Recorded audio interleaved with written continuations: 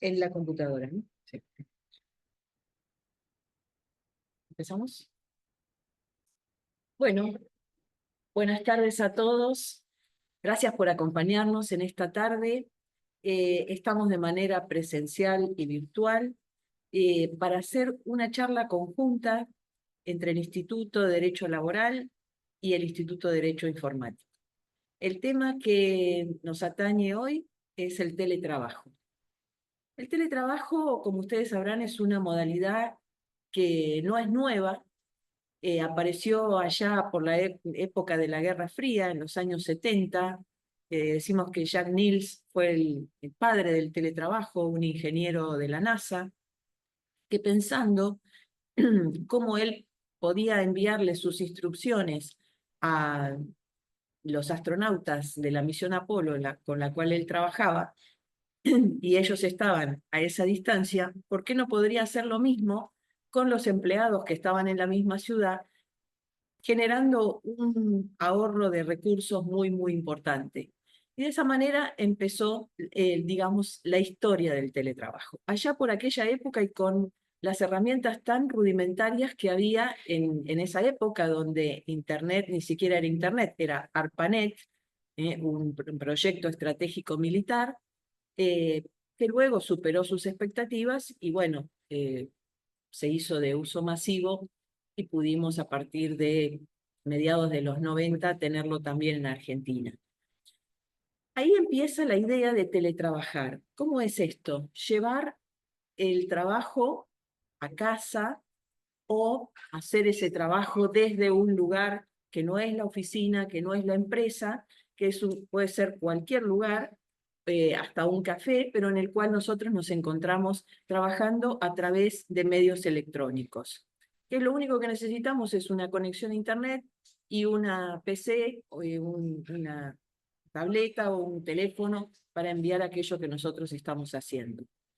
Claro, muchas empresas teletrabajaban, pero cuando llegó el tema del COVID es cuando realmente se hizo masiva la necesidad de teletrabajar, porque todos nos vimos de pronto encerrados y de una manera u otra tuvimos que arreglarnos para trabajar desde nuestra casa.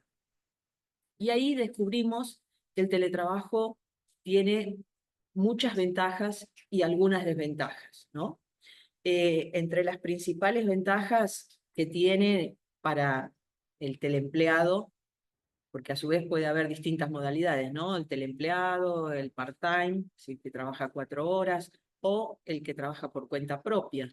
El autónomo que también teletrabaja, pero es de pronto un monotributista que no está en relación de dependencia, que tiene muchas ventajas para esa persona porque, bueno, puede disponer mejor de sus horarios, de sus tiempos, no tiene que derrochar tiempos en llegar hasta un determinado lugar de trabajo, no tiene que exponerse a temas de inseguridad, si tiene que esperar un medio de transporte, ni tampoco a congestiones de tránsito, no tiene que gastar, no tiene que todos los días considerar su ropa para ir a trabajar, puede tener calidad de vida al estar comiendo en su casa, porque mucha gente no puede volver a almorzar a su casa, comen en cualquier lugar y lo que pueden llevar o comprar. Entonces, una cantidad de beneficios que además llegan también a quienes son discapacitados, porque detrás de la pantalla todos somos iguales, y hay personas que tienen muchas barreras arquitectónicas para trasladarse hasta un lugar de trabajo, y aquí eso no existe. Eh, a su vez, para las mujeres, cuando hablamos de temas de género, es muy importante el teletrabajo, sobre todo porque las mujeres o podemos quedar embarazadas o tenemos niños que cuidar y entonces podemos estar trabajando desde nuestra casa sin correr riesgos, sin tener que dejarlos en manos de terceros. Pero a su vez también los beneficios llegan a las empresas. Las empresas tienen fundamentalmente muchos ahorros con el teletrabajo, ahorros de infraestructura, ahorros de todo tipo de mantenimiento e insumos, pero también, bueno, por supuesto las ventajas para el planeta, siempre que hablamos del cambio climático y la Agenda 2030, que tenemos que cuidar el planeta, el teletrabajo tiene muchísimos beneficios. Primero, que desaparece el formato papel y transmitimos todo en formato electrónico. Segundo, que como no nos transportamos, evitamos las congestiones de tránsito, la contaminación y todo esto que pasa en las horas pico. Entonces hay realmente todo un interés en el teletrabajo. Pero por otro lado también tenemos que considerar que pueden haber desventajas. ¿Cuáles son esas desventajas? Para el teleempleado, si no se organiza bien, puede ser que termine trabajando más horas de lo que se esperaría, porque a veces en el domicilio no se entiende que está teletrabajando, o los amigos, o le mandan mensajes, entonces la persona se demora o es desorganizada. Y también una situación de aislamiento que a veces podemos considerar porque la persona está siempre en su casa o en un lugar solo y entonces le faltan aquellos compañeros de trabajo con los cuales podría intercambiar ideas, podría sacarse dudas sobre una determinada tarea. Entonces, ese aislamiento no todas las personas lo soportan de la misma manera. Para eso muchas empresas lo que hacen son reuniones cada tanto periodo de tiempo para juntarse y compartir algunos momentos, ya sea en un desayuno de trabajo o en algún tipo de reunión. También para la empresa puede estar el tema de cómo controla que sus empleados que están teletrabajando de su casa hagan las tareas y estén allí y no haciendo otra cosa. Y es por eso que también mucho se habla hoy del trabajo por objetivos, en el cual se encarga determinada tarea y bueno, no importa el tiempo en que lo haga mientras esa tarea se esté llevando a cabo. Es decir, van cambiando un poco algunas modalidades, pero no teníamos una legislación precisa sobre teletrabajo hasta después de la pandemia y en el año 2021 se sanciona la ley 27.555 que regula el teletrabajo y bueno, y que pone de resalto algunos principios en ese momento como el voluntarismo, es decir, el teletrabajo tiene que ser voluntario, nadie puede ser obligado a teletrabajar y a su vez la reversibilidad, es decir, si yo acepto, estoy trabajando presencial y acepto hacer teletrabajo y después me siento aislado o no me siento bien, puedo revertir esa situación y volverla hacia atrás, salvo que me contraten para hacer teletrabajo, bueno, eso es diferente.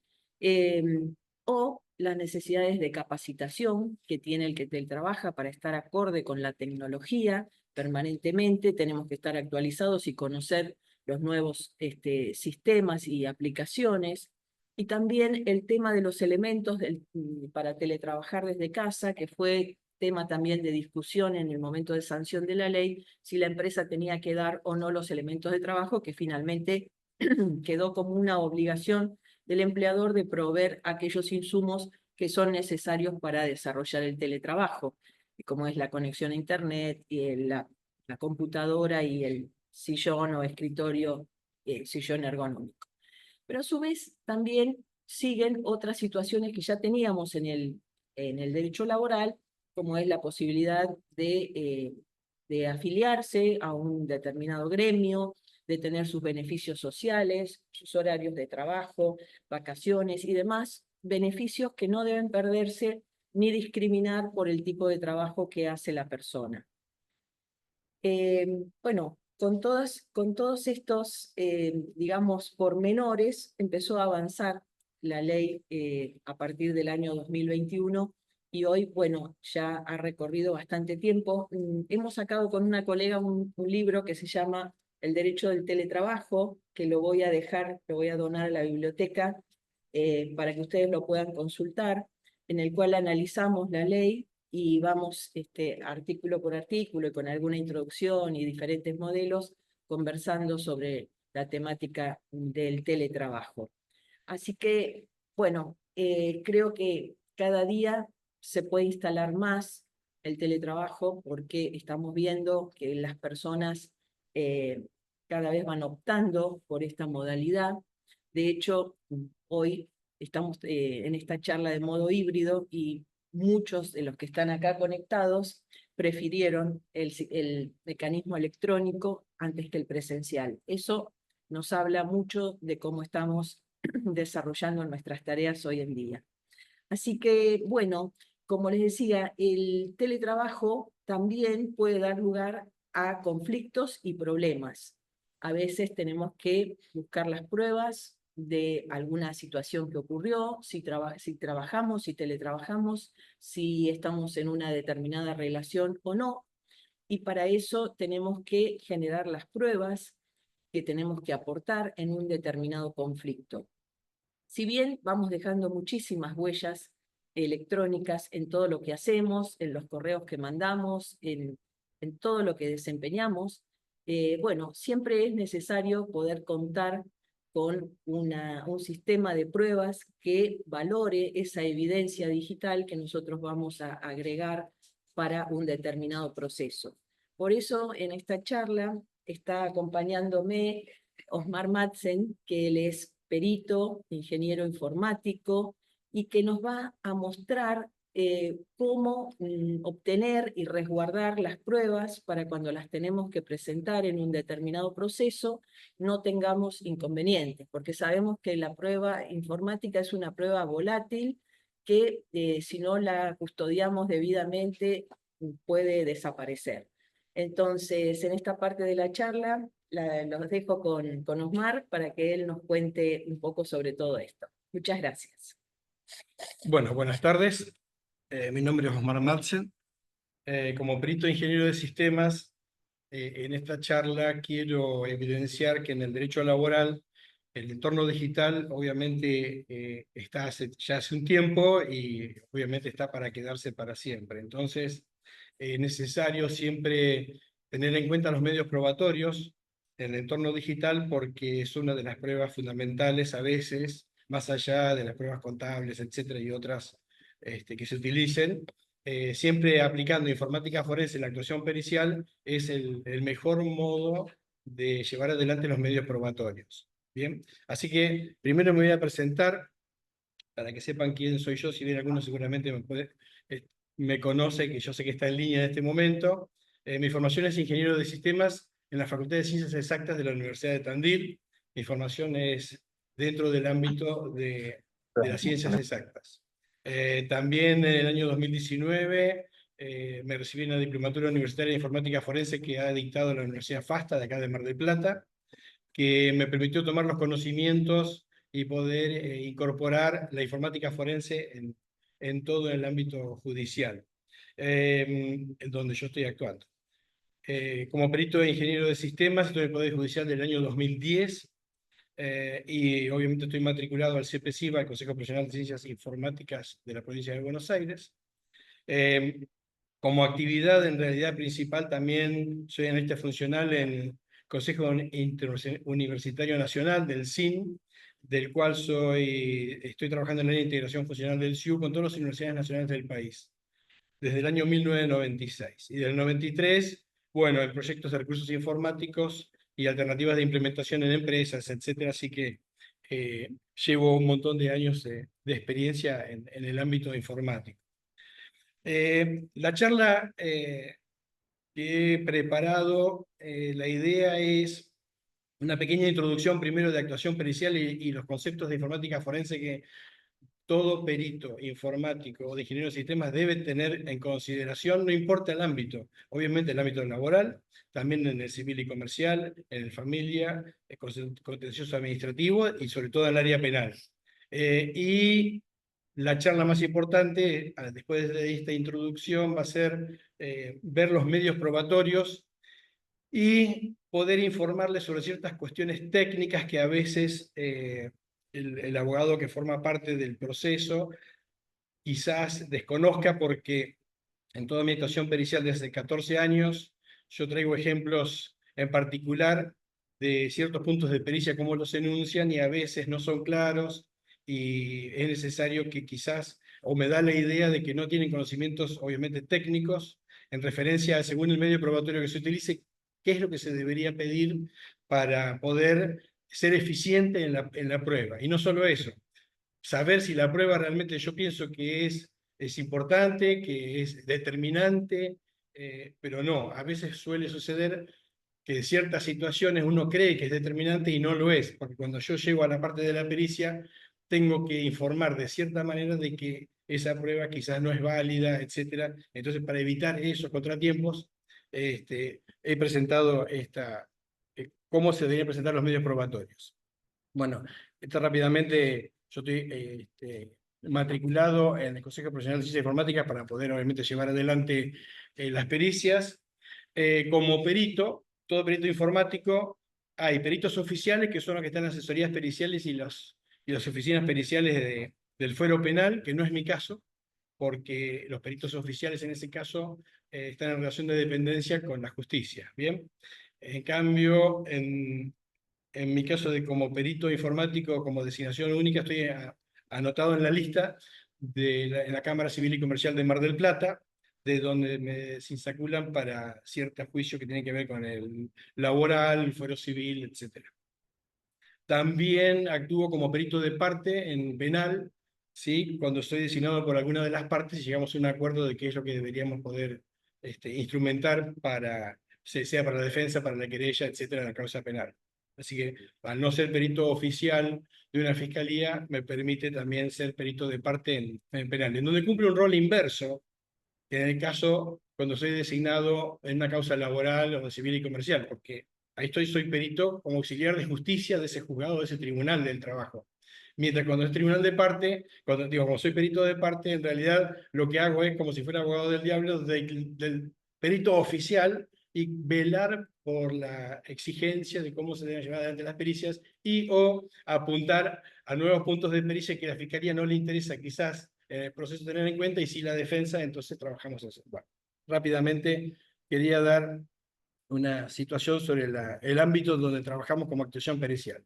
Como informática forense, se deben aplicar, y lo deberían aplicar todos los peritos informáticos en todos los ámbitos, ¿sí? Desconozco si lo cumplen todos.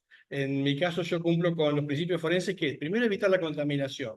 Saber que cuando uno toma un elemento de prueba, si llega a mi oficina o porque me constituyo en algún domicilio que diga el Tribunal de Trabajo, etcétera, tengo que evitar la contaminación de ese elemento y yo no puedo introducir ni un pendrive, ni software, ni aplicaciones sobre el elemento donde voy a hacer la pericia, ¿sí? Es importante tener ese principio para que cuando uno tome los elementos y la evidencia digital no esté contaminado por lo menos por la parte del perito, ¿sí? Uno toma la evidencia digital en el momento de la actuación de la pericia o de la diligencia pericial.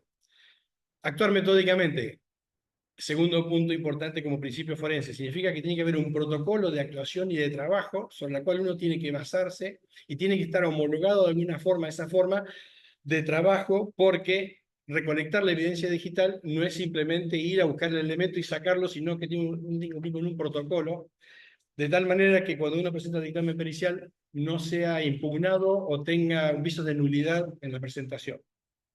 Y por último, controlar la cadena de custodia de la evidencia digital. Es importante en un dictamen o cuando uno recolecta la información de la evidencia digital, de que uno le incorpore una cadena de custodia. No es la cadena de custodia normal que se utiliza en penal, que es un sobre que esté firmado, sellado, no. Significa que la evidencia digital que uno levanta, que ese es el elemento original y auténtico, uno tiene que aplicarle unas funciones de certificaciones digitales, que seguramente habrán escuchado hablar, que es el hash, digamos. Uno tiene que certificar eso de tal manera de que el elemento que levante le aplica esa función, saber que en el tiempo después, si pasan 2 o 3 años, el elemento que uno recolectó, si uno lo va a buscar dentro de 2 años, debería cumplir con la misma funcionalidad del certificado digital. De tal manera que decir, esta prueba digital que hace 2 años se levantó, en realidad no fue contaminada y es la misma original de su momento, y yo puedo volver a trabajar sobre ese elemento, ¿sí? Y seguir adelante con alguna pericia que hizo falta, etc. Entonces es importante que en los dictámenes de un perito informático esté presente los certificados digitales de la evidencia que levantó, ¿sí? Así que eso tiene que estar en los informes. Yo creo que en algunas situaciones he evidenciado que no lo presentan, pero se debería hacer. Esto para cumplir con la informática forense, que en realidad uno lo debería aplicar, o como se debe aplicar en parte penal, pero no implica que esto no debe hacerse en lo laboral o en lo civil y comercial, etcétera, porque uno debería poder decir, levanto una evidencia digital y en el tiempo yo la conservo, ¿sí? En medio de almacenamiento con los certificados digitales. Por eso que ahí al final ven clasificación y protocolos de actuación. Eso significa que para cada tipo de medio probatorio hay un protocolo de actuación ya establecido internacionalmente. También está homologado y está estudiado por el laboratorio de Infolab de acá de FASTA, que también ha hecho toda una serie de estudios y presentaciones hacia la Fiscalía de la Provincia de Buenos Aires y de Nación. Entonces, para equipos, por ejemplo, de computadoras, está la forencia en equipos de computación, ¿sí? Para CPU, notebooks, etcétera. Para dispositivos móviles hay otro protocolo distinto. No es la misma forma de actuar que uno tiene que prever ante una pericia. Lo mismo que en las redes de computadoras, ahí también hay información, pero hay que recolectarla de otra manera. Cuando uno hace análisis de datos en la base de datos también hay que aplicar ciertas metodologías o herramientas. Sobre archivos multimedia ni hablar, porque cuando uno habla de fotografías, de videos, de cámaras de seguridad, de las filmaciones que hay cuando uno recolecta las cámaras de seguridad que hay en los lugares que se requiera, porque no sé, una persona estuvo trabajando, ¿sí? Y entonces el empleador necesita mostrar que estuvo o no, o el empleado mismo dice, yo necesito que esas filmaciones estén porque yo estuve trabajando tales días, etc. Redes sociales, otro ámbito distinto en donde hay otra protocolización distinto para emplear, que tiene que ver con Facebook, Instagram, Twitter, directamente las páginas web, etc. Entonces, para cada una de estas actuaciones y distintos medios probatorios, uno debe emplear distintas herramientas de informática forense, no son todas iguales. Si yo tengo que buscar rastros sobre un disco duro de una PC, tengo unas herramientas para hacerlo. Si tengo que buscar en redes sociales, en Instagram o en Facebook, tendré otras herramientas para poder acceder, ¿sí? Bien. También quería dejarles, digamos, en claro que el trabajo que uno realiza como perito, y en mi caso está basado en el modelo PURI, que es un modelo de proceso unificado de recuperación de la información digital, que fue creado por el Grupo de Investigación de Informática Forense de la Facultad de Ingeniería de FASTA, ¿sí? Así que actualmente es guía para profesionales de informática forense y de organismos judiciales. La informática forense, basándome en este modelo y protocolo, las fases que uno tiene que utilizar para realizar una pericia informática, en la primera etapa hasta donde uno, por ejemplo, lo que hace es citar a la persona a la oficina para poder hacer la pericia sobre un elemento electrónico o digital, uno tiene que identificar cuál es el elemento que va a ir a peritar, recolectar de ese elemento digamos, la información que es necesaria y adquirir después la evidencia digital o los elementos físicos electrónicos que hay adentro de ese dispositivo, ¿sí?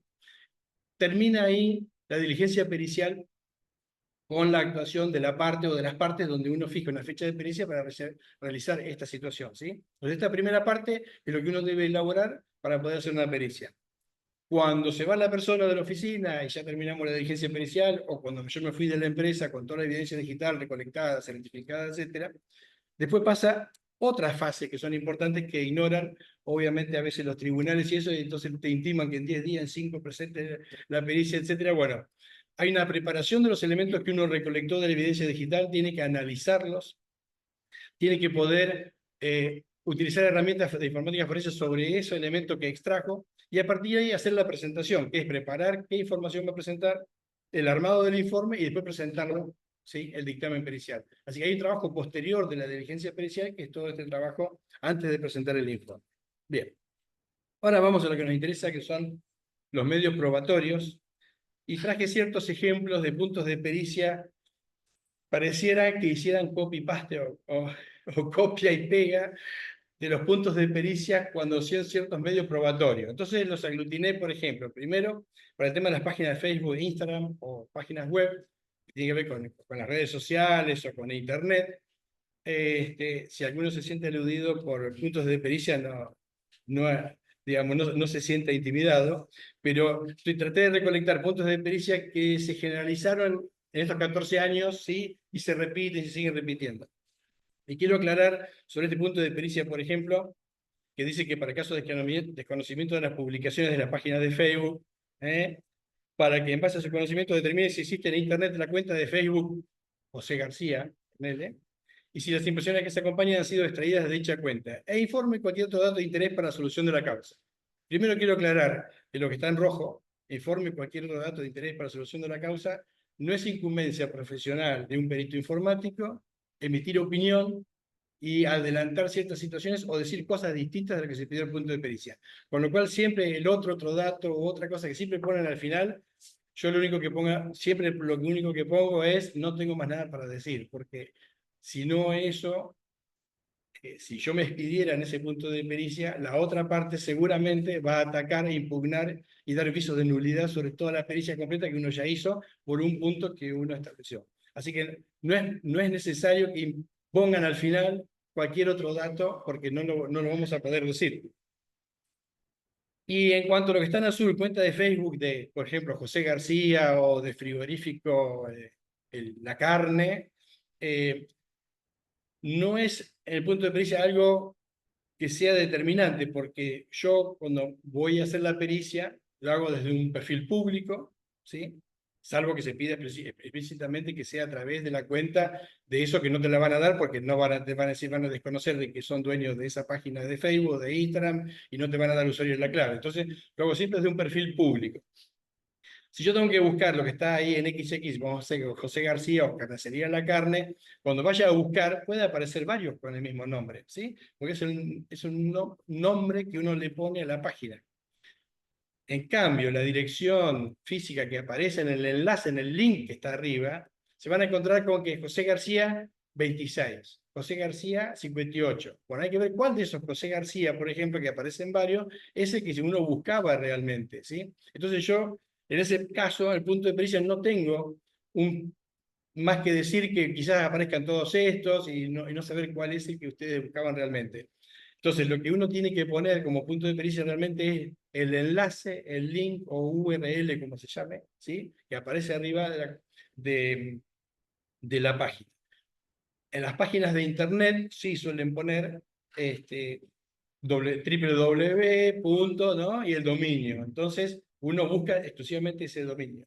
Pero en las cuentas de Facebook, Instagram, Twitter, etcétera, uno cuando encuentra en la computadora esa situación de lo que quiere que el perito vaya y busque y extraiga y diga que lo que se acompaña coincide con lo que está haciendo el perito, entonces uno tiene que tratar de poner el enlace y no decir la cuenta de Facebook de José García. Bien, eso es una cuestión.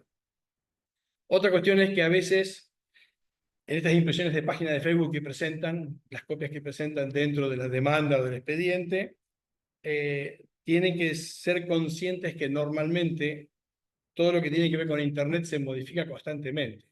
Entonces es muy probable que cuando yo vaya a hacer la pericia, o el perito vaya a hacer la pericia, ya está modificada la página, no es la misma, o en el peor de los casos no existe, porque ya no dejaron más disponible. Entonces a veces es complejo esto de poder hacer una pericia que realmente, que las impresiones que uno acompaña coincidan con lo que uno va a buscar en el momento de la pericia. La diligencia pericial normalmente ocurre meses o años después, entonces para este caso yo les diría que es preferible que si la prueba es determinante y es importante para ustedes, lo que tienen que hacer es pedir una prueba anticipada, rápida, para determinar de que eso se pueda hacer, sacar lo antes posible, ¿sí? Bien. Correos electrónicos, otros medios probatorios en donde uno utiliza otro tipo de herramientas. Y en los puntos de pericia es común que uno se encuentre, o que me encuentro con, dice, personas que se identifican como titulares de esas direcciones. Piden, por ejemplo, cotejar entre dos cuentas de correo, una de la actora, otra de la demandada, y no es incumbencia del perito informático identificar las personas, ¿sí? Uno lo que tiene que recolectar es la evidencia digital de tal cuenta o de tal otra cuenta, ¿sí? Y exponerla en un dictamen. Pero uno no puede identificar a las personas. A lo sumo puedo decir que vino fulano de tal, con el DNI tal, que se presentó en mi oficina, me facilitó las claves de acceso a esa cuenta y yo extraje los mails que ustedes pusieron como copia en la demanda. ¿Bien?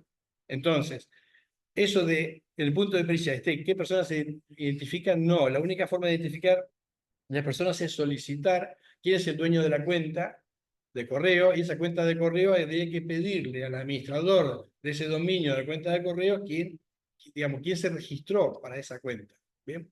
Si la cuenta llega a ser de Gmail, o llega a ser de Yahoo o de Hotmail, olvídense, porque es una página libre de uso de una empresa norteamericana que no les va a dar nunca los datos de esa cuenta, salvo que sean casos federales penales y que tengan que ver con cierta situación que haya intervenido la Interpol, como casos de narcotráfico, trata de personas, etc. Así que en los casos laborales no es posible nunca determinar quiénes son los dueños de las cuentas. Sí, en el mejor de los casos, si la cuenta es de la actora, solicitar a la actora con el documento, y si ella se presenta y pone, me facilitó las claves de acceso, pero yo no sé si la cuenta es de ella. Sí, bueno, porque por más que le ponga el nombre, @gmail, no lo sé. Así que yo no puedo dar fe de eso, pero sí puedo decir que la persona tal me dio la clave. Si piden la pericia en la demandada, vamos a suponer, de una cuenta, en el mejor de los casos, si me constituyo en el lugar, porque el tribunal me permitió constituirme en el lugar, y si la persona que está ahí también permite el acceso a la demandada, a las cuentas de la demandada, ahí ya están dando indicios de que esas cuentas son de la demandada, pero no más que eso, ¿sí? Después otro punto de pericia, el caso 2, dice sorteo de malvete informática, al fin es que se expida sobre la autenticidad de los correos electrónicos que se acompañan a 10 fojas. El perito no puede decir que las copias o de correo electrónico que se acompañan son auténticas. Es una copia. Lo auténtico está en el mail original digital que está en la cuenta de forma electrónica, ¿sí? Entonces, cuando me ponen eso, yo no puedo decir que se pide sobre la autenticidad de los correos que se acompañan. Digo, que son auténticos, que son, digamos, y son veraces por el encabezado que tienen, etcétera, las cuentas de correo que se han extraído en la evidencia digital y se corresponden o son similares a las copias que presenta la demanda. Pero en muchos casos piden que se pida la autenticidad de las copias. Ustedes saben muy bien que las copias no son auténticas, no se puede dar autenticidad. Es una copia. ¿Sí? Es como una fotocopia de algo, ¿no? El auténtico es el documento original. Y en este caso, cuando es digital, el documento original es el documento electrónico que está en esa cuenta, ¿sí? Bien. De nuevo, informará todo otro dato de interés para la causa. No se puede decir nada, está de más, eso no es un punto de pericia. Bueno, correos electrónicos, dominio Gmail, ya dije. Correos electrónicos de dominio en .com o .com.ar. ¿Cuál es el problema de esto? A veces normalmente la actora, en la mayoría de los casos, tiene una cuenta de Gmail, de Hotmail, ¿sí? Y le han mandado de la empresa o de la demandada una cuenta de correo, o ella haya utilizado una cuenta de correo que sea, digamos, su nombre o el nombre del jefe, etcétera, @ vamos a suponer, no sé, empresa.com. Empresa.com, yo puedo decir que el mail es válido, que ella recibió de empresa.com, ese mail, cuando uno se va a fijar quién es el dueño o quién es el titular de empresa.com, los .com son dominios de Norteamérica, ¿sí? Son dominios internacionales, no es un dominio al cual tenemos acceso de saber quién es el titular. Hay una forma de acceder a los empresa.com y saber quién es el titular, y normalmente lo que aparece es, cuando uno saca un dominio en .com, paga un hosting, un servicio en algún lugar para mantener ese dominio, y paga también para que sea privado el nombre del titular. Entonces, cuando uno accede y mira los dominios, aparece que la información es privada, privada, privada, es de Arizona, Estados Unidos, es porque la empresa que hace el hosting les puso el dominio. Y ahí yo no puedo relacionar que es la empresa tal, ¿sí? Ahora, si es .com.ar, empresa.com.ar, ahí están con suerte cuando los mails de la empresa es .com.ar, porque NIC Argentina, que depende de Cancillería Argentina, de Presidencia de la Nación, ellos están obligados a darte la información pública de quién es el dueño y el titular. Y cuando uno se fija en NIC.ar, lo pueden buscar ustedes mismos como abogados para cerciorarse, y figura el titular. El titular, el quit, desde qué fecha y hasta qué fecha expira. Eso es información que lleva la Nación Argentina en todos los dominios .com.ar. Y ahí estamos con suerte. Con suerte hasta cierto punto. Si el quit y el nombre es de la empresa, estamos todo bien. Ahora, si le da a un tercero o a un técnico o a una empresa argentina que lleve adelante la registración de ese empresa.com.ar, va a aparecer el nombre de José García, sí, que 14, 20 millones. Entonces, también estamos en una trampa porque tendríamos que tener que poder relacionar esa persona con la empresa para decir de que ese mail viene de la empresa. Así que hay esas consideraciones que hay que tener en cuenta al momento de hacer las pericias. Lo más fácil, como punto de pericia, es pedir, bueno, que se acceda a la actora y pedir a la demandada, que siempre va a negar, que ustedes podrán manejar después cuando, no, cuando niegan el acceso o no, o niegan que exista la cuenta, cómo manejarlo después en la audiencia. Pero lo mejor es hacer la pericia y que uno sepa de dónde viene el mail, .com.ar, uno investiga y decir, bueno, con suerte decir si ese dominio está registrado, perfecto, entonces eso va a servir. Pero después, si no, no ¿cómo relacionar con la empresa? Si la otra lo niega, no hay forma de obtenerlo. Y peor aún, el último concepto que puse ahí de problemática al momento de la pericia es, la actora trabaja en la empresa. ¿Sí? José García, @empresa.com.ar, trabaja. José García lo despiden. Pero él, antes de despedir, etcétera, en interín, pudo mandar a su Gmail digamos, los correos que tenía en su cuenta de la empresa. Entonces, lo único que tiene, después de estar despedido, que avanzó la demanda, etcétera, lo único que tiene son sus Gmail. De mail que envió de su cuenta del trabajo. ¿Bien? Ahora, ¿qué pasa?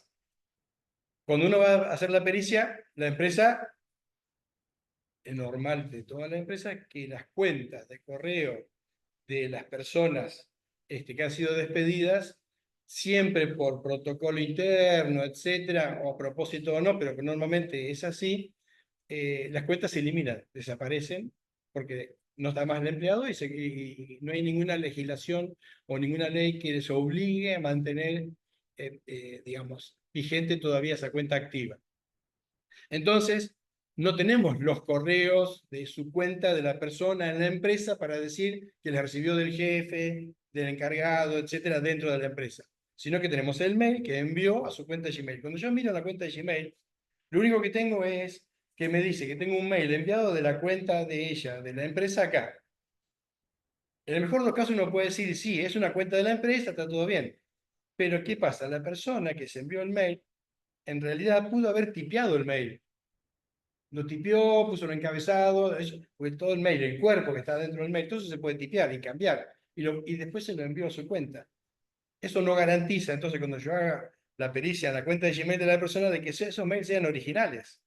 Yo lo que tengo acá y digo, sí, el que está acá recibido es original, y fue enviado de esa cuenta, etcétera, pero en el cuerpo figura todo esto, que son reenvíos de cosas. Eso es texto. O sea, no hay nada en el encabezado de ese mail que me indique de cuál es el camino que se siguió. Solamente el encabezado indica de la cuenta de envío a la cuenta de destino por donde pasó los servidores y nada más. ¿Sí? Así que ténganlo en cuenta que esa prueba, si bien son indicios y sirven para la audiencia y todo lo demás, pero no son determinantes. Si la otra parte me llama a mí como perito para que yo lo ayude, etcétera, voy a decir, no, mirá, fíjate que esto puede haber sido inventado y tipeado, ¿sí? Puede ser yo o cualquier otro perito que consulte la demandada. Entonces, pueden llegar a hacer nula o a impugnar la pericia. Bien. Hay otras consideraciones más, pero las dejo por ahora para otro momento. Porque en cierto, todos los medios probatorios siempre hay problemas o cosas o situaciones. Grabación de sonido digital, ya sea en el celular o en algún medio que uno haya grabado en un MP3, etc. Videos de cámara de vigilancia o de seguridad y fotos digitales. Todo esto yo lo englobé todo en una sola situación porque tiene que ver, una evidencia digital que tiene que ver con sonido, video e imagen. Y entonces, por ejemplo, el punto de pericia que dice, vamos a suponer las cámaras de seguridad, de vigilancia. Piden el punto de pericia que las filmaciones que guardaron en un DVD, que tienen un pendrive, etcétera, si se corresponden con las cámaras de seguridad de tal lugar, que sería lo demandado o cualquier otro lugar. Y si esas filmaciones se corresponden con tal día, tal hora, etcétera. Normalmente cuando uno va a los meses o al año a hacer la diligencia pericial sobre el DVR o el dispositivo que grabó las filmaciones de la cámara que están instaladas en un lugar, como tienen discos con capacidad limitada y se sobrescribe permanentemente todas las filmaciones, o sea, se sobrescriben las filmaciones más viejas por la más nueva cuando se haya llenado el disco y así sigue grabando. Esto significa que me voy a encontrar en el DVR o en el dispositivo que graba solamente los últimos 10, 15, 20, 30, 60 días a lo máximo, que es lo que permite grabar ese dispositivo que utilizan para grabar. Entonces, cuando ya pasó un montón de tiempo, las filmaciones que tienen guardadas en un DVD o etcétera o algo, no van a estar en el aparato. Entonces, como es una copia la que tiene en el DVD o presentado en la demanda o en el expediente, el original no va a estar dentro del dispositivo que grabó, ¿sí? Pues lo que tiene es una copia. ¿Qué se hace en esos casos?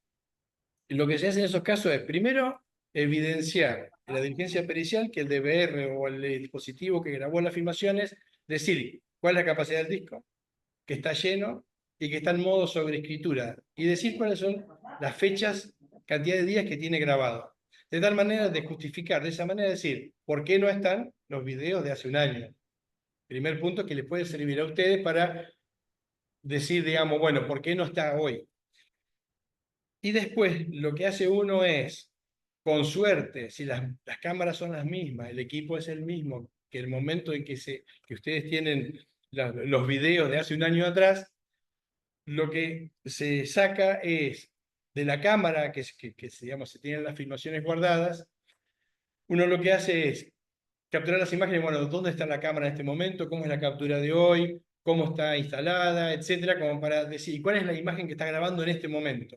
Cosa de decir, o en una hora aproximada con la hora de que teóricamente se filmó la anterior. De tal manera de decir que hay indicios de que esa filmación que tienen corresponden a una cámara similar en el mismo espacio, etcétera, y si hay más referencias de un portón, de un domicilio, etcétera, mejor, ¿sí?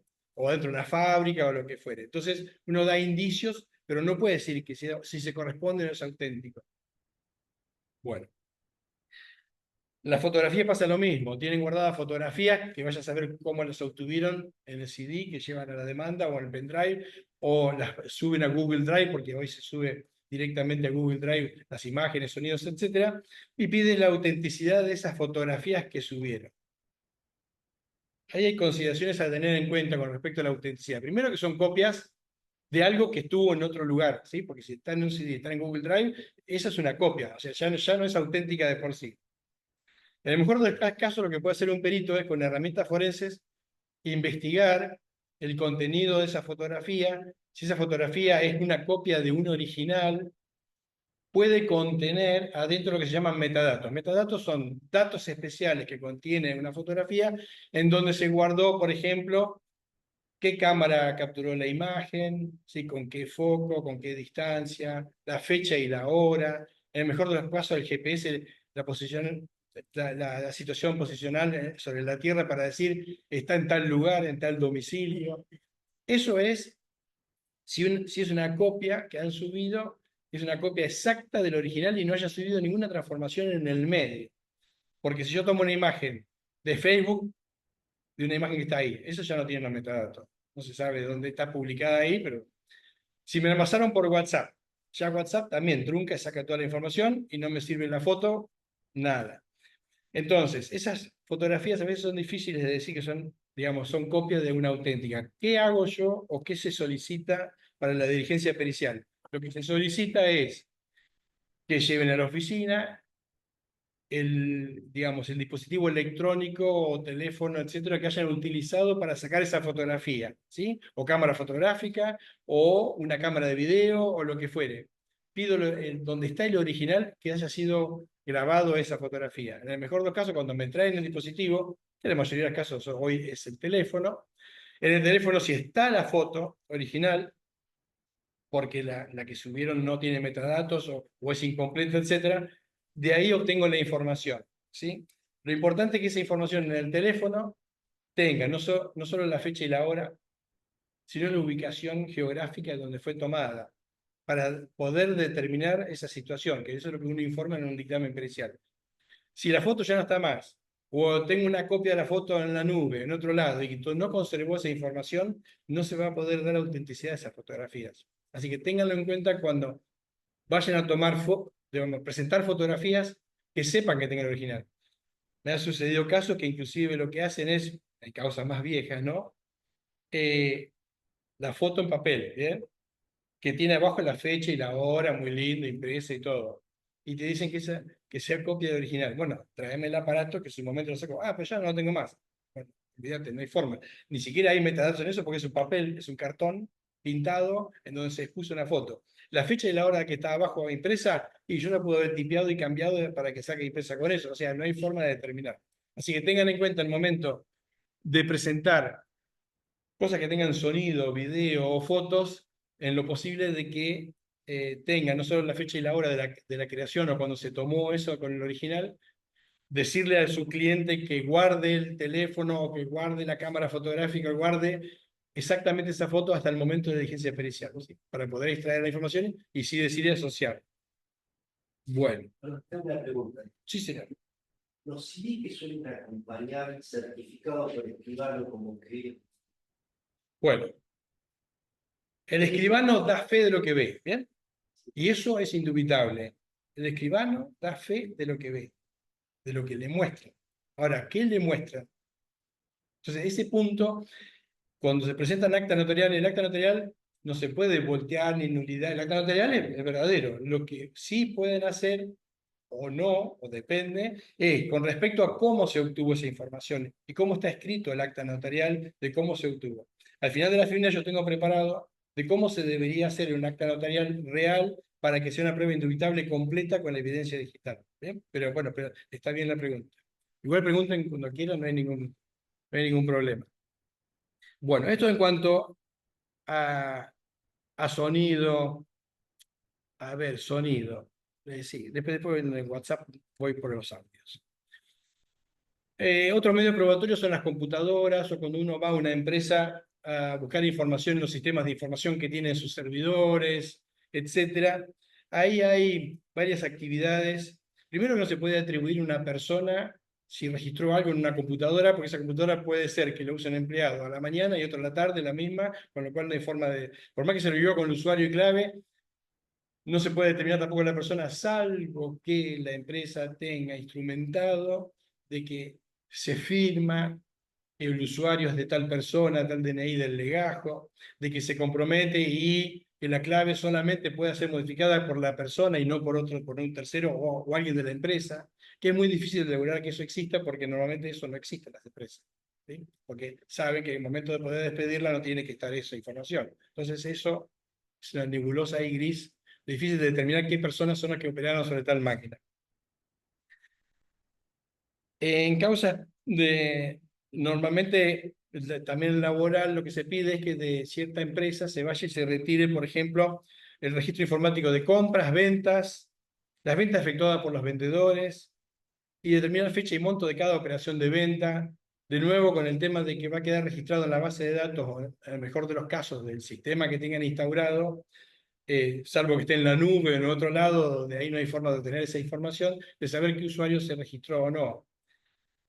O qué usuario registró para decir si el empleado realmente registró esas ventas o no, es difícil de determinar, no es tan fácil y trivial. Tienen que cumplirse ciertas condiciones para que eso uno pueda determinar de qué sea.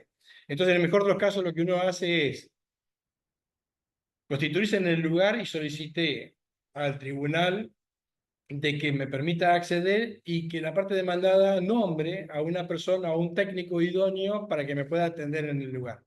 Entonces uno está supeditado, porque no es un allanamiento penal que voy y saco las cosas y por yo no pude interferir en el negocio de una empresa.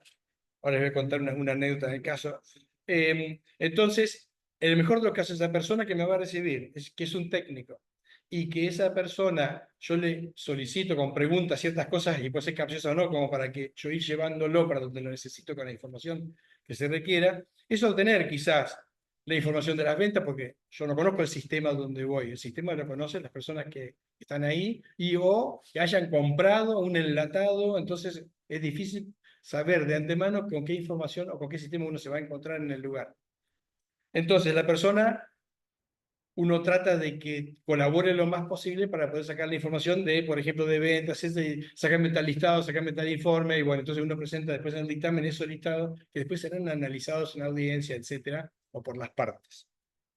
Así que es difícil a veces determinar Digo esto, por ejemplo, porque me ha tocado con PepsiCo, despidos y copy-paste de nuevo en varias causas, de que se solicitaba que se extrajera toda la información de los discos de los servidores de PepsiCo. Ustedes imaginen, primero, PepsiCo puede, no sé cuántos servidores tendrá, pero puede tener cierta cantidad, no solo en la nube, sino en la empresa, acá en el parque industrial. Yo tendría que hacer una copia forense de los discos rígidos para después hacer el análisis, no hacer el análisis en el lugar. La copia forense de los discos, por ejemplo, de un terabyte o de un tamaño más o menos razonable, que los servidores pueden tener varios de estos discos, uno le lleva entre 10 y 12 horas. ¿Sí? Imagínense parar la planta que está toda informatizada y digitalizada. Lo que va a haber una contrademanda en la empresa, totalmente. O sea, no hay forma de hacer ese tipo de pericias, con lo cual no se pueden pedir. Hay que buscar una forma inteligente de cómo buscar cierta información. Pero me han pedido hacer eso y obviamente lo que uno solicita es, bueno, que lo que hagan es la ampliación de los puntos de pericia, indicarle al tribunal y explicarle escrito qué significa, qué implica esos puntos de pericia si se llevan adelante, que es un peligro para la empresa, bueno, etcétera, etcétera. Y el tribunal después determinará qué otra forma de hacer. Si determina hacerlo, estamos como si fuera un allanamiento penal y estamos... Pero tiene que estar bien justificado eso. Un oficial de justicia no es una cosa trivial. Entonces a veces se escriben puntos de pericia o se copian de otras causas sin mirar a veces el contenido, ni hablar tras parte de los tribunales o de los juzgados, que tampoco analizan si los puntos de pericia son válidos o no, y si dicen tal punto de pericia, bueno, aparte actora, prueba pericial informática, designa ese perito, boom, y adentro. Entonces uno tiene que estar lidiando a veces con esos puntos de pericia. Bien. Hasta acá eso. Y ahora vamos a la estrella de día de hoy, que es el WhatsApp. Estrella digo en el momento porque es una evidencia digital que realmente está hoy día en el casi 70-80% de las causas que uno tiene como perito informático. Allí la evidencia digital es importante porque en la relación de confianza con cualquier persona uno hace intercambio de mensajes. ¿Sí?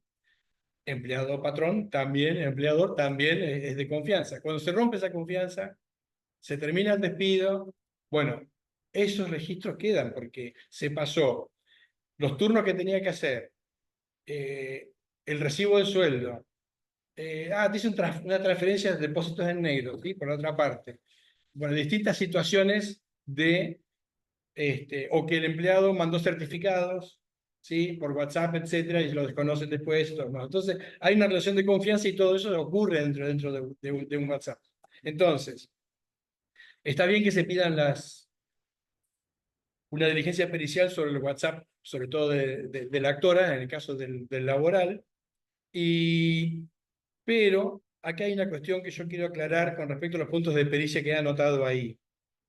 Primero, están pidiendo si hubo comunicación o intercambio de mensajes de chats entre la actora fulana de tal con el número de celular tal y el demandado, José García o con lo que fuere, con el número de abonado, ¿sí? Yo lo único que puedo hacer como perito informático es obtener evidencia digital entre dos números o abonados telefónicos. No puedo identificar personas. Tiene que haber una prueba informativa solicitada a las empresas de telefonía celular para determinar si esos números, a quién corresponden en esas fechas, etc. Así que eso tiene que ir por otra vía, por oficio judicial. Entonces, siempre me piden, o en el punto de vista se le escapa, fulana de tal con fulana de tal, no puedo determinar. Sí, en el mejor de los casos, lo que yo informo es que de tal número y tal número hubo un intercambio de mensajes. Más allá que, por ejemplo, la actora traiga el teléfono celular, lo que yo hago es identificar a la persona con el DNI tal, ¿sí? Que se presenta y me aporta un teléfono móvil donde yo extraigo la información que hay en el teléfono móvil, pero no sé si es de ella. Me puede traer el teléfono de cualquiera. Se supone que es de ella, o está el nombre de ella, etc. ¿Quién va a determinar si ese abonado que está en ese teléfono corresponde a ella? Es a través de oficio judicial a las empresas de telefonía. ¿Bien? Después piden también que se transcriban o se transcriben los chats, se extrae toda la información, las imágenes, video, audio, sticker, todo. Después piden que se transcriban los audios. Ahí tenemos un problema con la transcripción de audios. Al principio yo los hacía y hoy yo los subo a Google Drive y los dejo disponibles para el tribunal. ¿Por qué? El audio tiene un inconveniente.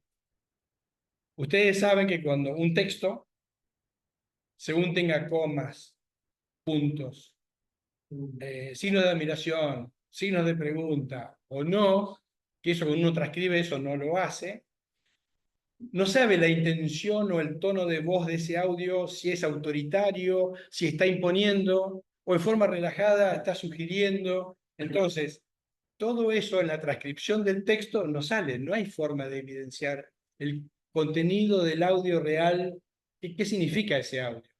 Entonces, cuando me solicitan ya hace un tiempo que transcriba los audios, yo, digamos, describo esta situación de por qué no lo transcribo y ni hablar si tiene ruido ambiente. Yo estoy con el teléfono en el auto con la radio y hablo. El WhatsApp, el audio tiene ruido ambiente. No te digo en una empresa, en una fábrica, que se están pasando. Si no estoy bien acá así, con el teléfono, también. Entonces no hay posible. Hay herramientas de informática que permiten traducir el audio de texto. Pero tiene que ser un audio limpio, hecho de acá así, con el celular en el audio del WhatsApp, en donde yo tengo herramientas para hacer lo que antes lo hacía y ya no. Y entonces lo que subo a Google Drive son los audios relacionados con el texto completo que se extrajo del celular, en donde está el nombre de cada uno de los archivos de audio y en qué fecha y qué hora. Para que si en la audiencia se quiere escuchar, van recorriendo toda la conversación completa y dicen, ah, tal fecha y tal hora, ah, tal audio, y escuchemos a ver lo que dice, por ejemplo, porque alguien pide que se escuche eso. Esa es la mejor forma. Así que les solicito que no pidan transcripción de audio porque realmente en una de las causas había, por ejemplo, eran 100 audios de 1 o 2 minutos. Era imposible hacer toda esa transcripción tampoco. Y después no tiene sentido porque el tribunal no puede tomar determinación sobre un texto plano, qué es lo que estuvo diciendo la persona y con qué intencionalidad. Bien. Disculpame, ¿será que se solicite eso, que se genere? Sí, claro, porque normalmente lo que hacen la mayoría de los casos es subir como prueba documental a un Google Drive la extracción de un celular. El archivo de texto, los audios, etcétera, y los pone en Google Drive. Cuando yo miro el archivo de texto que está allá, le pusieron hash, le pusieron certificado digital, le pusieron todo. Cuando yo bajo de Google Drive, que lo uso de guía para después hacer la pericia, obviamente, de real sobre el teléfono, están pidiendo que sea auténtico eso que subieron y todo. Hay un problema. Uno de los archivos que se sube cuando se extrae es un archivo de texto. Cuando yo lo extraje, ¿sí?, a mi computadora, donde sea, lo puedo haber cambiado, tipeado, etcétera, y después lo subo y le pongo un certificado digital, un hash, y lo subí todo y digo, este es válido. No, eso no se puede determinar si eso es válido o no. Y además el archivo de texto, si ustedes lo miran, tiene José con Luana, José, Luana, no dice ningún número telefónico, no dice nada, no se sabe de qué línea telefónica se extrajo, es un texto ahí con los archivos de audio sueltos.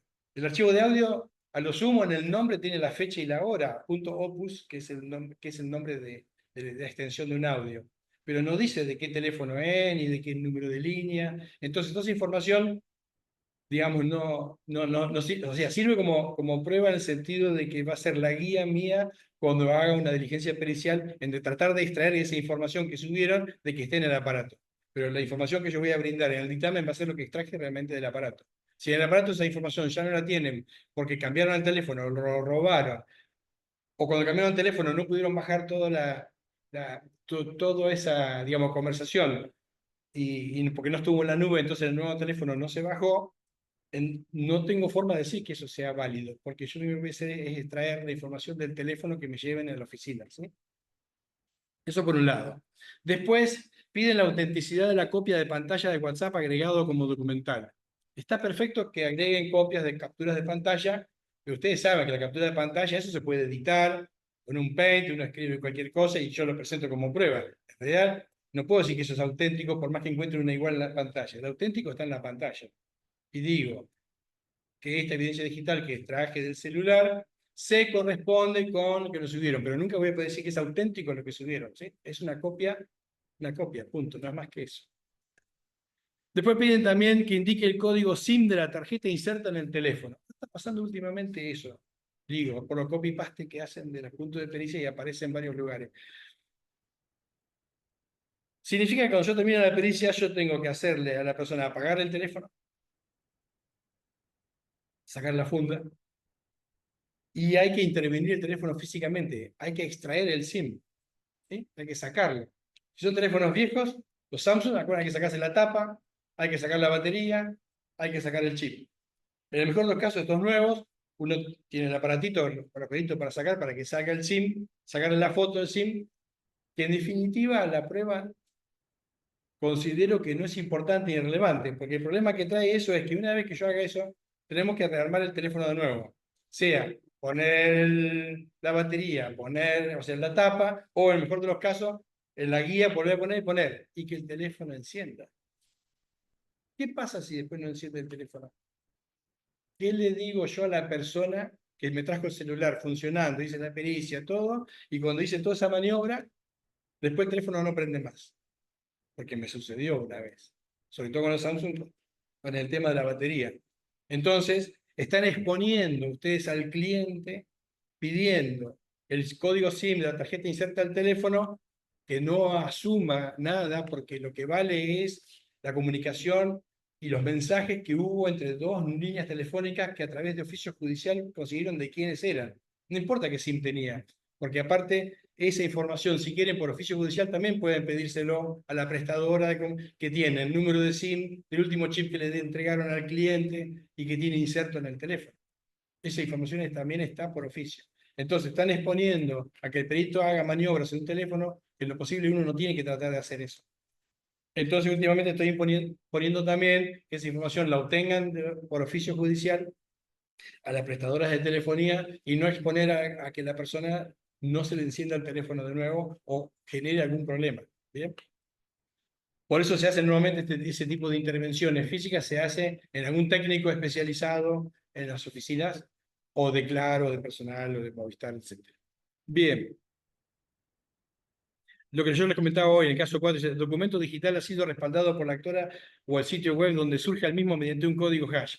Bueno, de nuevo, decir eso no tiene sentido tampoco, porque en realidad lo que yo voy a respaldar es lo que extraiga de acá, le hago los códigos hash y eso es lo que expongo, ¿sí? Que después lo relacionen o no con lo que subieron antes, está bien. Bueno, entonces no se puede, la problemática es que no se puede identificar titular de línea telefónica, problema al transcribir audio a texto, lo que ya hablamos, no se puede dar autenticidad a una copia de pantalla de WhatsApp, obviamente, problemas al retirar la tarjeta SIM y hash en conversaciones de WhatsApp, de Google Drive. Así que he tratado de hacer un resumen de pequeños problemas, hay varios más, pero esto, porque es lo que se repite normalmente en los puntos de pericia. Por último, lo que les adelanté hoy con respecto a las actas notariales. ¿Cuál es la posible solución al preparar una prueba digital y que sea una prueba indubitable? ¿Qué significa? Hago una prueba de forma indubitable, lo presento en el expediente, sea de cualquier fuero, y no hace falta pedir una pericia informática, porque ese acta notarial no se puede, digamos, es indubitable, de la forma que se vaya a hacer, que ahora les comento cómo. Uno tiene que hacer el informe como si hiciera la pericia, ¿no? Agarra el celular, vamos a suponer un WhatsApp, entonces uno aplica el protocolo de cómo extrae la información del teléfono para poder hacer un informe técnico. El escribano, el notario tiene que estar presente en el lugar, tiene que poder saber qué estoy haciendo, yo tengo que estar indicándole para que escriba en un acta cuál es mi forma de proceder y procedimiento y protocolo que estoy utilizando. Entonces, en un acta transcribe mi forma de actuar y qué es lo que estoy haciendo, ¿sí? Una vez que está eso, y yo extraje la información, hice certificados digitales, tienen que estar en el acta el certificado digital completo de lo que se extrajo para decir que lo que se extrajo en ese momento y está en el acta notarial, es que uno da fe que le muestran eso y que tienen tal código. Entonces, con el tiempo, si pasa algo, en el acta notarial está el certificado digital y no se puede desconocer que la evidencia digital que cumple con ese certificado digital es el que está en un CD, un DVD, un pendrive, lo que uno lo deje. Entonces, el certificado, el notario, el escribano, lo que da es fecha cierta, o sea, da fe de lo que ve y es digamos, es la persona que puede dar fecha cierta de algo. ¿Bien? Entonces da fecha cierta del informe técnico pericial y de la actuación que hizo el perito. Ese informe Después uno arma el informe como si fuera un dictamen para una pericia, etcétera, para presentar un expediente, y ese informe técnico que se basa en la evidencia digital que en su momento se extrajo frente a un escribano, se inserta en otra acta notarial, en donde el escribano lo que toma es el informe técnico firmado por un perito oficial o un perito que esté, digamos, inscrito en la Cámara Civil y Comercial, junto con el CD, el DVD o el elemento o el almacenamiento que se haya utilizado para guardar la evidencia digital con certificados digitales. Se protocoliza ese informe en un acta, digamos, de constatación del escribano, en donde resguarda una copia del informe técnico. Vamos a suponer que en un DVD esté toda la evidencia digital, y lo que se hace es, como técnico, digamos, agrego otro informe técnico igual que el que guardó el escribano y otro DVD que es una copia exacta del anterior. De tal manera que el escribano haga un acta notarial que después es archivado y entrega un primer testimonio, que sería una primera copia, hacia la persona que lo está solicitando con el mismo informe técnico y el mismo DVD que se agregó dentro del protocolo que guardó en el archivo. De esa manera se presenta ese primer testimonio con el DVD en el juzgado o en la intervención judicial que se requiera. Y esa prueba es indubitable. No hay forma de que no, porque el escribano dio fe de la entrega del material, de que lo hizo con el perito, que entrega también ese DVD, que son verdaderos y originales, y entonces eso imposibilita el desconocimiento de cualquier parte. De esa manera, yo he hecho varias de estas y se ha presentado de esa manera. Ahora, tiene un problema para la parte del empleado, tiene un costo. El costo no es menor. Entonces, esto normalmente ocurre con las partes demandadas cuando vamos a suponer que realmente porque me ha sucedido en ciertas situaciones de que o el empleado roba o hace cosas y eso está en el número. Hay que buscar esa evidencia de alguna forma digital y llevarla a un acta notarial para poder hacer el despido posterior y justificar. Bueno, esa es la forma en poder hacer este tipo de trabajo. Igual se han presentado personas particulares, lo mismo, porque tampoco es que salga millones de pesos, sino tiene un costo, y si bien es alto, pues si la persona lo puede pagar, sabe que va por un camino con el abogado, que algo que no tiene que pedir ni una pericia, se tarda menos tiempo, ya tiene la prueba lista y como que a veces esa prueba contundente de entrada, a la otra parte puede llegar a una negociación más rápida y se termina la historia y no se hace un juicio largo esperando que el perito actúe y todo lo demás, ¿sí? Así que esta es la forma correcta de poder presentar una prueba digital que sea indubitable. Bueno, así que no sé si hay alguna pregunta más o alguien. No sé si acá Sí, acá tengo, tenés para. sí. Tenés. Contame. había una que estaba vinculada a lo que había dicho Fernando. Sería importante certificarlo con un escribano entonces, para evitar modificaciones posteriores. Esta sería la forma correcta, sería que un perito informático, exacto, con un acta notarial, pero que el escribano esté presente e indique todo lo que hizo el perito y que después presenta ese informe directamente al cliente, pero lo hace el escribano, no lo hace el perito. El perito, yo no puedo dar fe de una fecha cierta, ¿sí? Acá me parece una cuestión más procesal. Buenas tardes. ¿Se puede emplear la cámara de seguridad de un aula en contra de una docente sin su voluntad escrita y expresa en un juicio laboral?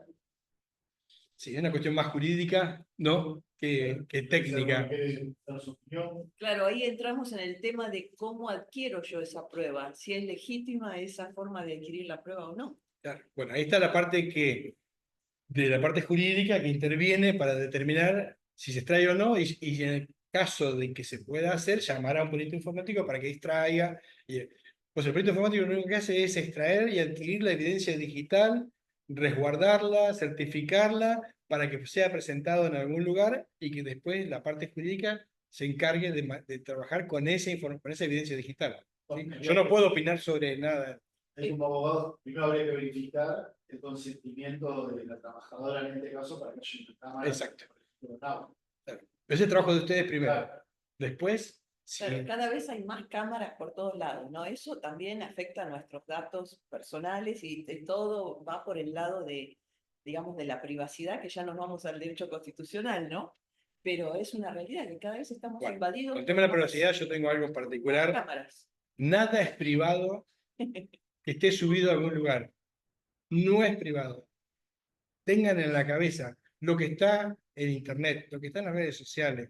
Por más que ustedes digan, lo comparto solo con mi celular, lo que tengo acá adentro, todo termina siendo público. Ustedes tienen que saber que en un teléfono celular hay aplicaciones que ustedes tienen instaladas, están escuchando inclusive lo que yo estoy diciendo en este momento, lo está escuchando, por más que esté apagado también, porque si ustedes se dan cuenta después que después les aparecen propagandas de cosas cuando entran en algún lugar, me aparece, yo estuve hablando de esto, no, ni siquiera lo escribí en WhatsApp, ¿eh? Entonces, todo eso no es privado en definitiva, ¿sí? Se utiliza en forma pública. Entonces, no todos tienen acceso a la información que uno tiene, no todos tienen acceso a lo que yo tengo acá adentro, pero uno tiene que saber que si uno quiere privacidad, fuera de lo digital. Incluso lo constitucional, pero la ley de contrato de trabajo también establece que el control del empleador no debe vulnerar. Claro. Sí, las cámaras de seguridad, por ejemplo, instaladas en una empresa no pueden estar en los baños, no puede estar, a lo sumo, habría que ver con qué criterio tiene que estar anunciado, si están los lockers en donde se cambian, eso es otra situación. Sí puede estar en la parte de la fábrica, puede estar, obviamente. Que de día se hicieron sacar, ahora ya son muy populares, pero era lugar de esparcimiento. Bueno, hay que ver hasta qué punto eso. En los baños seguro que no, y en lugar donde se cambian las personas tampoco. Pero sí, en la empresa y eso, pero tiene que estar anunciado con un cartel para que sepa que está trabajando es que te están filmando, bueno, ese tipo de cuestiones, bueno, pero cuestiones jurídicas que también ustedes manejan, ¿no? Tengo una pregunta en cuanto a la fotografía. Sí. Foto de WhatsApp. Con los docentes en las aulas. Alguien está preguntando. Sí. Pues. Mariel Cortés creo que estaba hablando. Algo de que cámaras en las Sí, aulas. ¿qué pasa con los docentes en las aulas y las cámaras de seguridad? ¿Se puede usar como prueba? Esa es la pregunta, exacto. Sí. Tiene que ver más con una cuestión jurídica. Sí. No pasa por una cuestión. Cuestión de consentimiento. Sí. Me preguntabas por las fotografías de WhatsApp. Claro, porque el ejemplo que vos pusiste es muy habitual y más general en el trabajo no registrado. Tema de compartir planilla de horarios, recibos. Bueno. Pero más que nada el tema de la foto. La foto. La foto, trabajar, realizando una tarea. ¿Sí? Tarea en WhatsApp. Un clásico, Sí. gastronomía, cocina. ¿Y qué se quiere saber? ¿Si es original o no? Yo que le acompaño la foto. Sí. ¿Cómo puedo plantear si es original o no? A ver, podría verificar con el WhatsApp. lo que se puede verificar en ese caso en la diligencia pericial dentro del WhatsApp es decir, que entre este número de abonado y este número de abonado estuvieron todos estos intercambios de texto, ¿sí? De mensajes de texto, mensajes de audio, esta fotografía, intercambio entre los dos. Y decir que tal línea o tal línea se la envió a tal línea. Es lo único que puedo decir. Porque inclusive la foto en WhatsApp no tiene ningún metadato, no tiene nada, no tiene nada. No se sabe uno el origen de esa foto, ni quién la sacó, ni con qué teléfono, etc. Pero sí sé, o se sabe, en el informe de que esa foto circuló ante este número de teléfono y este número de teléfono. Después ustedes lo digan manejar. Teníamos un perito que quería cotejar si decida o en lugares iguales de la foto. Y tendría que ser el juzgado o el tribunal que se apersone para constatar, pero el perito no tiene por qué. No es la actividad de evidencia digital. Lo que sí podrían solicitar. No, o el reconocimiento de la foto, en la cual yo tendría que citar a la persona que envió la foto, decir a esa persona que tenga que presentar el dispositivo electrónico digital que utilizó para sacar esa foto, o para saber el origen y el lugar, la fecha y la hora, que no es la misma del envío, obviamente. Yo puedo enviar una foto de hace un año. Sí, otro gran tema que no tenemos hasta ahora, pero que se va a dar, es el tema del uso de inteligencia artificial para cambiar la cara y hacer la voz idéntica de la persona. Sí, pero ahí hay formas y herramientas Claro. de informática forense para determinar si es original o no, si fue, con qué fue creado, así como una foto hoy, se puede saber si realmente tiene Photoshop o no, se puede saber, y ese tipo de cosas. Una pregunta, si yo pongo a disposición el teléfono para que el perito determine si ese teléfono estuvo todos los días desde las 8 hasta las 4 de la tarde en ese lugar determinado. Bueno, tendría que tener en Google activado el GPS, el seguimiento del teléfono, como para que te registre Google Maps el seguimiento del teléfono y uno pueda extraer de esa información de Google que está en el teléfono, por dónde anduvo el teléfono entre tal día y tal, digamos, entre tal hora a tal hora, o de tal día a tal día. ¿Sí? Entonces, si eso está activo y queda registrado en Google Maps, se puede saber dónde estuvo ese teléfono. Esto es más para penal en realidad. Y para penal no hace falta que esté activo nada, porque si en un allanamiento... Yo lo pensaba en el derecho laboral. Vamos por derecho laboral, entonces. Ese teléfono registra que va todos los días a ese lugar, a esa dirección. Bueno, el teléfono. El teléfono, no sabemos qué persona lo llevó. ¿Está bien? O sea, siempre el teléfono es el teléfono. Yo le doy a ella, haceme todos los días el recorrido como que yo voy, por ejemplo. Bueno, entonces, sirve hasta ahí. Tuve 2 pericias de ese estilo con Google Maps que se encargó de registrar, que iba con la moto. Está todo bien. Pero bueno, no sé quién iba con el teléfono. Identidad, teléfono, la línea, quién es el dueño, pero después, ¿sí? O sea, son indicios y todo sirve. Ustedes saben que en la audiencia todo sirve. En el caso del que está teletrabajando y la línea y el internet se lo pone la empresa, eso sí lo podés comprobar. Bueno, también he tenido diligencias preliminares con eso y todo, que la empresa le da la conexión, ¿sí? Con el usuario y clave y todo, y obviamente después no va, o cuando después que lo piden no accede más.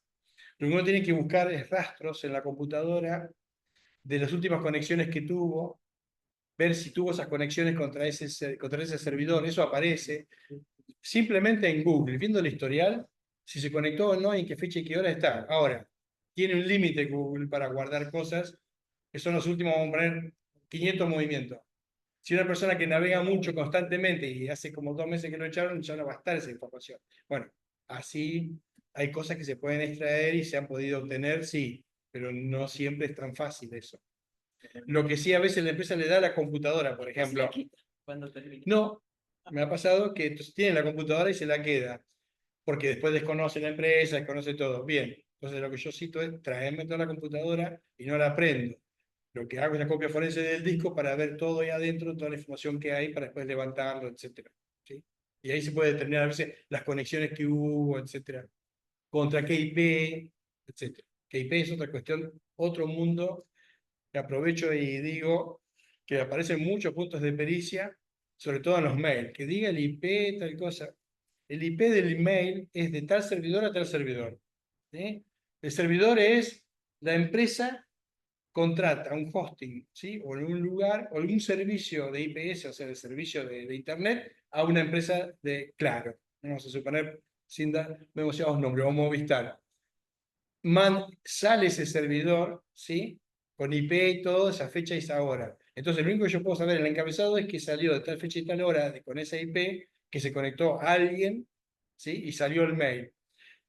Lo que habría que conseguir, que no se consigue en laboral ni en civil y comercial, en las causas comunes y ordinarias, que diga claro quién estuvo conectado, quién utilizó esa IP, que es una IP dinámica, digamos, quién se conectó a esa fecha y esa hora, porque no va a decir que domicilio, porque esa información no la da y dice que no la tiene.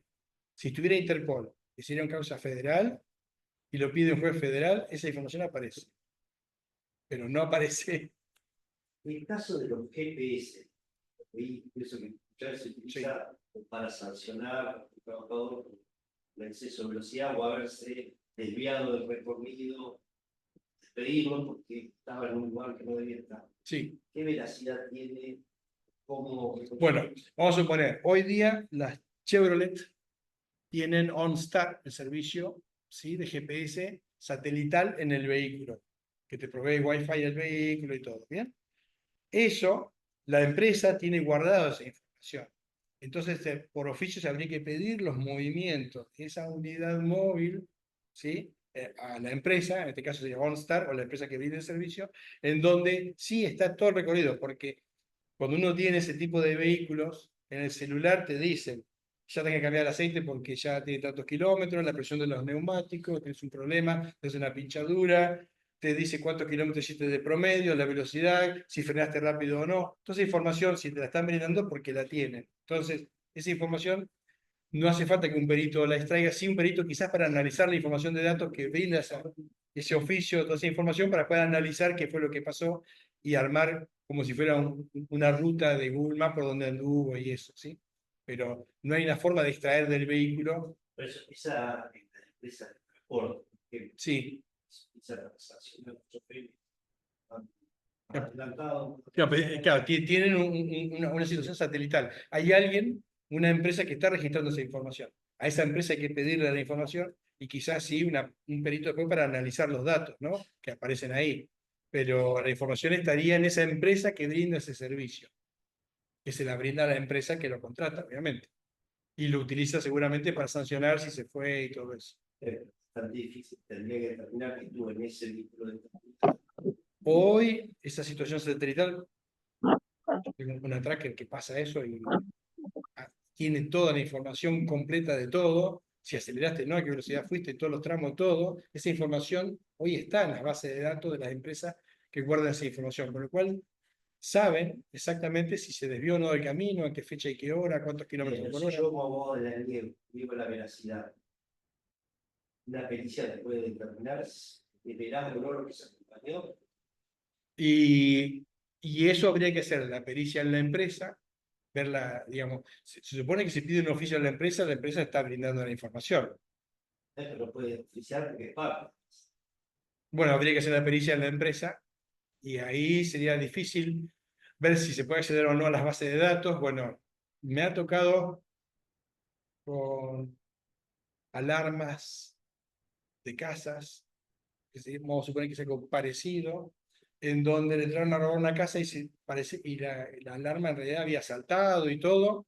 Y dice, ¿cómo? Si saltó la alarma, no vino el móvil, no, me asaltaron, rompieron un vidrio, entraron, la alarma saltó. Cuando yo llegué al otro día estaba que se había saltado, yo la desactivé, la volví a activar, todo lo demás.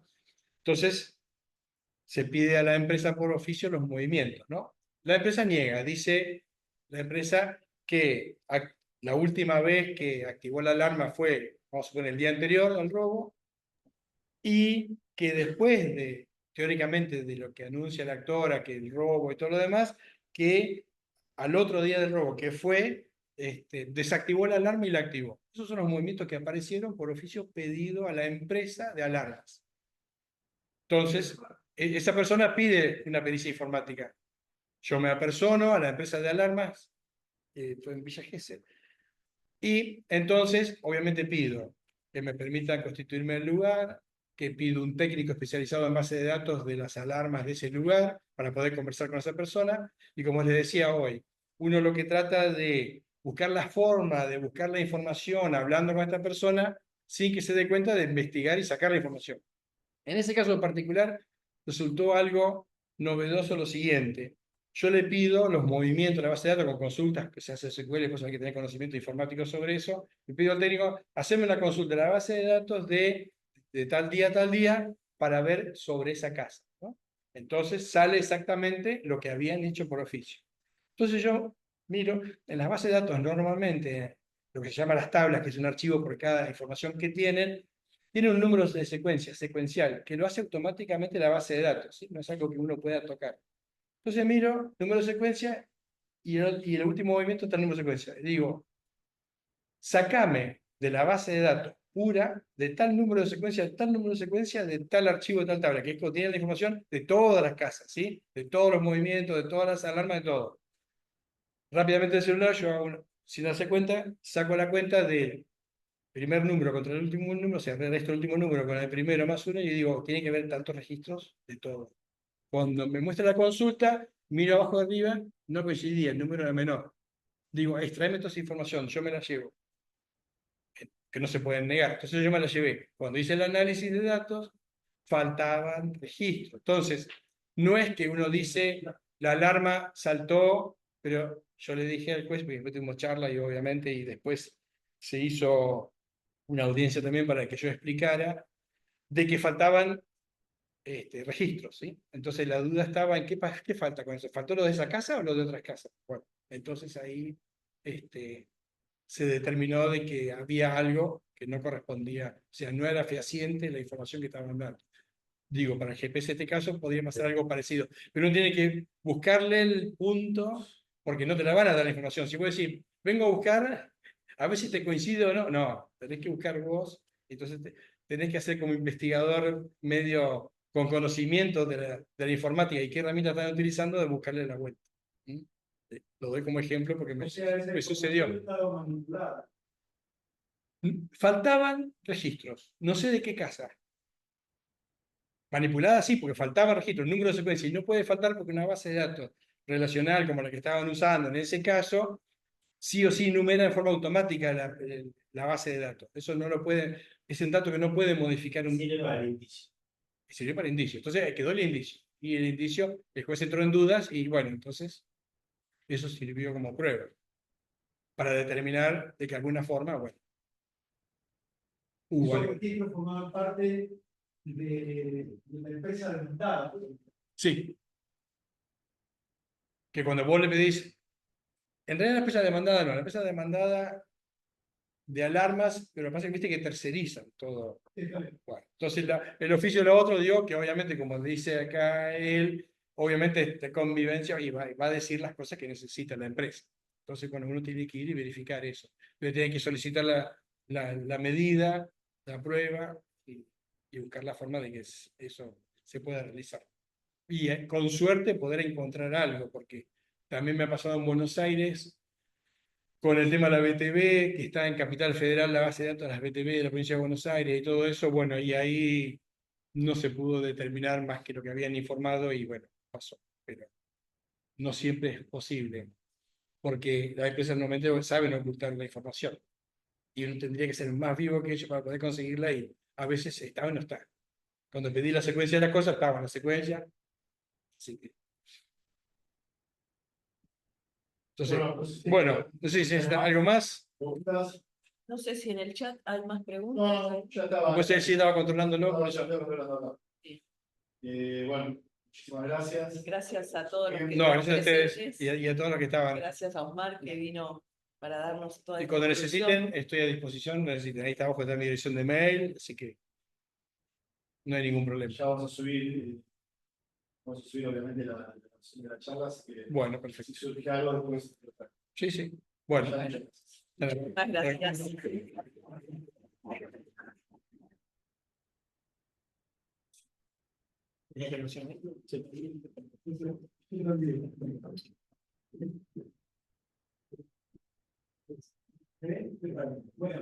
Bueno, porque hay muchas dudas, ¿viste? sobre esto. La gente